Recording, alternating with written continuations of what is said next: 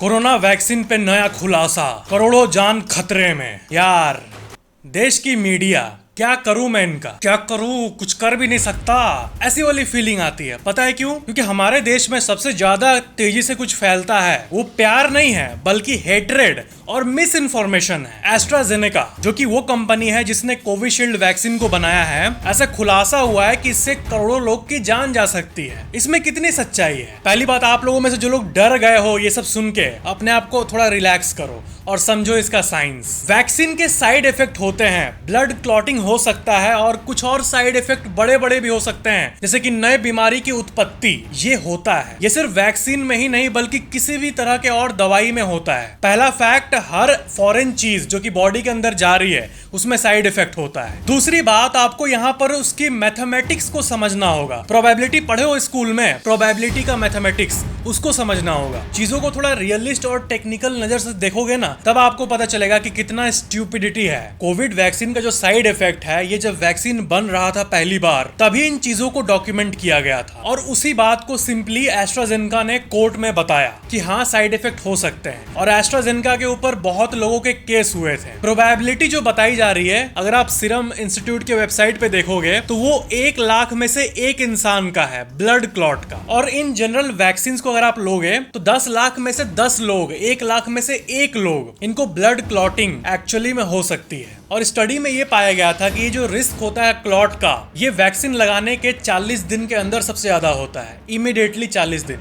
लेकिन अभी तो लगाए हुए बहुत समय हो गया है। लेकिन फिर भी आपको मीडिया में बहुत महारथी लोग दिख जाएंगे जो आपको आके बोलेंगे 4 साल हो गए लेकिन देखो फिर भी करोड़ों लोग मरने वाले हैं।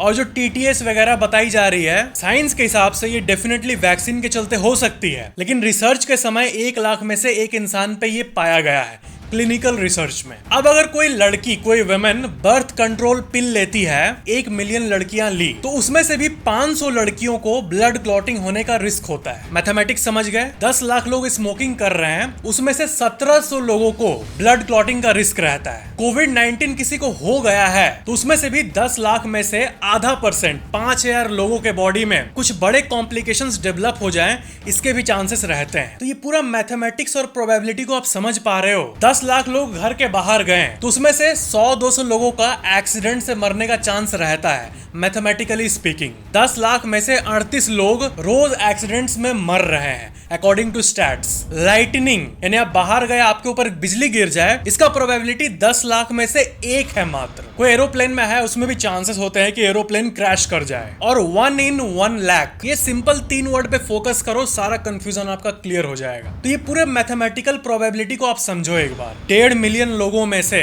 1 इंसान स्टार बन जाए, इसका भी प्रोबेबिलिटी होता है। करोड़ों लोग जो आईपीएल में, फैंटेसी में पैसा लगाते हैं, उसमें से 1 इंसान को 2 करोड़ रुपए मिल जाए, इसका भी प्रोबेबिलिटी रहता है। लेकिन वो रहता कितना है? करोड़ों में 1। तो जिस कंडीशन की बात की जा रही है, टीटीएस, वो कितने लोगों में डेवलप होगी, उसका अगर आप मैथमेटिकल प्रोबेबिलिटी देखोगे तो बहुत कम है, 1 लाख में 1। कोई बाहर जाए, उसका एक्सीडेंट हो जाए, इसका चांस इससे ज्यादा होता है। इसका मतलब ये बात बिल्कुल सेंस नहीं बना रही है कि एट मास, एट लार्ज लोगों की मृत्यु हो जाएगी, वैसा नहीं है। अब यहाँ पर दूसरा क्वेश्चन आता है कि हम और आप देखे हैं रियल वर्ल्ड में कि लास्ट 3-4 सालों में यंग लोगों का हार्ट अटैक, ये सब चीजें बढ़ी है। तो इसको एक कॉमन माइंड वैक्सीन से रिलेट कर देता है, क्योंकि माइंड काम ही ऐसा करता है, चीजों को रिलेट करना, पैटर्न बनाना। लास्ट कुछ सालों में कितने फार्मर्स हार्मफुल केमिकल यूज कर रहे हैं फूड प्रोडक्ट्स उगाने के लिए, इस पे कोई ध्यान नहीं दे रहा है। लास्ट कुछ सालों में डिजिटल डिवाइसेस का यूजेस कितना बढ़ गया है कि लोग घंटों अपना नेक को टेढ़ा करके मोबाइल चला रहे हैं और यहाँ जो प्रेशर पड़ रहा है, ये पूरा बॉडी सिस्टम इनएक्टिव हो रहा है, लाइफस्टाइल बदल रहा है, ये सब कोई नहीं देख रहा है। वैक्सीन के चलते हुआ हार्ट अटैक, ऐसा सिंपली बोल दिया जा रहा है, जो कि क्लिनिकली सही नहीं है। मैं किसी वैक्सीन के साथ हूँ, खिलाफ हूँ, मैं नहीं बोल रहा है। जो साइंस बोल रहा है वो आप मेरे मुंह से सुन रहे हो, जो क्लिनिकल स्टडीज बोल रही है वो आप सुन रहे हो। आपको पता है, जब आपने जन्म लिया था तो आपको भी वैक्सीन लगा था बहुत सारे बीमारी का। आप अपने मॉम डैड से पूछना, उन वैक्सीन में भी चांस होता है 1 लाख में 1 कि अगर वो नए जन्मे बच्चे को लगे तो मे भी बड़े होके उसमें आर्थराइटिस डेवलप हो जाए, लेकिन वो चांस 1 लाख में 1 होता है। अगर कोई फॉरेन मटेरियल नेचुरल बॉडी में जा रही है तो साइड साइड इफेक्ट के चांसेस, प्रोबेबिलिटी भले वो 0.1% वो होती है, and that's not a big deal. अगर आप पूरे इतिहास को देखो तो घर में आपके पंखा चल रहा है, वो जो पंखा घूम रहा है वो भी एक चीज पर लटका हुआ है। कितने चांसेस है कि अर्थक्वेक आए और थोड़ा सा क्रैक हो और पंखा आपके ऊपर गिर जाए?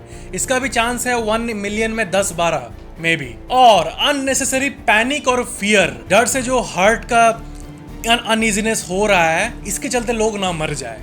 इसलिए मेरे को लगा कि वीडियो बनाना इंपॉर्टेंट है। कुछ ज्यादा ही छेछड़ागिरी चल रहा है हमारे देश में। ट्विटर पे भी जो लोग मिस इन्फॉर्मेशन फैला रहे हैं इसके रिगार्डिंग, उसमें नीचे कॉन्टेक्स्ट शो कर रहा है कुछ ऐसा जिसमें सारे रेफरेंसेस का लिंक है कि ये चीज कोई नई नहीं है। ब्लड क्लॉट रिस्क के बारे में अवेयरनेस हमेशा से थी, बस अभी कोर्ट में वो डॉक्यूमेंट में एडमिट किया गया है पुरानी बात। तो लोगों को और मीडिया जिसको बस कंटेंट चाहिए, वो बस चाह रही है सुबह उठ के कि आज क्या फैलाया जाए, थोड़ा सा मजा कैसे लिया जाए, थोड़ा पैसा कैसे कमाया जाए। स्टडीज अलग अलग जगह पे होते हैं। कई स्टडीज में तो पता चला है कि 1 मिलियन में एक इंसान का ब्लड क्लॉट का रिस्क है, लेकिन एक्चुअली में माना जा रहा है कि नहीं, 1 लाख में एक इंसान का रिस्क है ये। तो काइंडली आप मैथमेटिकल प्रोबेबिलिटी को समझो और इसको लेके इतना मत डरो। कई लोगों को क्वेश्चन होगा कि फैक्टेक्स आपने कौन सा वैक्सीन लिया? मैंने तो कोवैक्सीन लिया है वैसे, लेकिन कोवैक्सीन हो, कोविशील्ड हो या फिर पोलियो वैक्सीन हो, या फिर आप जब जन्म लिए थे तब आपको जो वैक्सीन लगे थे टीबी वगैरह का, वो हो, रिस्क और साइड इफेक्ट्स लाख में एक ये सब में होता है। तो ये जो मैथमेटिकल प्रोबेबिलिटी है इसकी कोई बात नहीं कर रहा है, बस यही सबसे बड़ी दिक्कत है। अब आपके मन में क्वेश्चन आएगा कि जब वैक्सीन का साइड इफेक्ट होता है तो इसको लोगों के लिए अलाउ ही क्यों किया जाता है? तो एक्चुअल में यहाँ एक वर्ड पे ध्यान दो,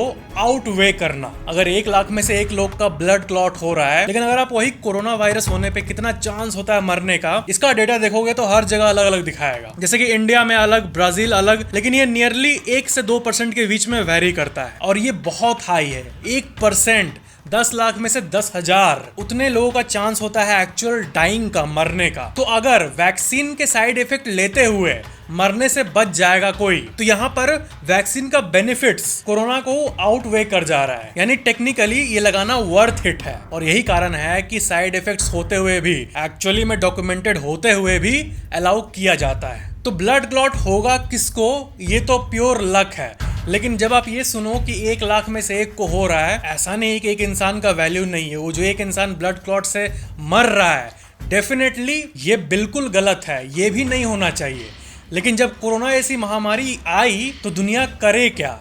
तो इसका मतलब यही कि जो लोग कोविशील्ड लिए हैं उनको अननेसेसरीली डरने की जरूरत नहीं है। आपको पता है डॉक्टर का जो प्रोसीजर होता है, जैसे कि सर्जरी वगैरह, इवन लैसिक, यानी जो जिनका आंख खराब है वो लेजर सर्जरी से अपना आंख ठीक कर सकते हैं। इसमें भी अगर आप करने जाओगे और आपका आंख पूरा चौपट हो जाए, इसके चांसेस 0.001% होता है। तो क्या इसका मतलब लोग लैसिक नहीं करवाते हैं? करवाते हैं। रिस्क परसेंटेज, इस पे डॉक्टर्स और जो एक्चुअल हेल्थ वाले लोग हैं वो डेली इस पे प्ले करते हैं। रिस्क परसेंटेज एक बहुत ही इंपॉर्टेंट टर्म होता है मेडिकल साइंस में। हाँ, लेकिन फिर भी कंपनी को विलन इसलिए माना जा रहा है क्योंकि ये लोग ओपनली बताए नहीं। और किसी भी वैक्सीन को ये बोलना कि ये रिस्क फ्री वैक्सीन है, कंप्लीटली सेफ है, ये लाइन की कंप्लीटली सेफ है, ये गलत है। ऐसा कोई कंपनी क्लेम नहीं कर सकती है। करेगी तो कोर्ट जाओ बाबा। और सबसे इंपॉर्टेंट बात, अननेसेसरी पैनिक को बंद करो प्लीज।